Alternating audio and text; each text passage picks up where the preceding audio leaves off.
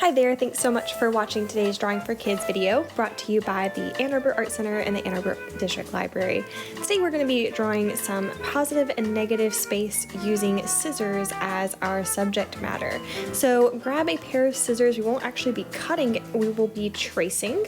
So you'll also need a pencil, and then we'll talk a little bit more about coloring in just a moment. So the first step is going to be to open up the scissors and carefully trace around the scissors several times. You can let the scissors overlap in places, and you're just going to carefully draw and trace right around the pair of scissors multiple times on your paper. You can even let the scissors go off the edge of the paper.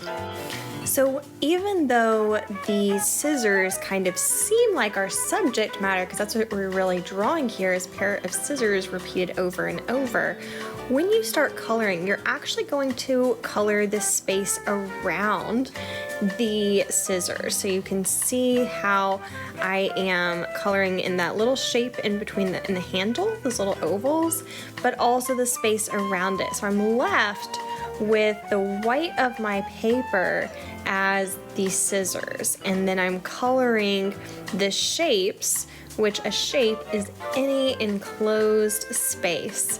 So I'm looking at where those spaces are on my paper, and then I'm coloring those in solid, and I change up the color that I'm using whenever I get to a new shape.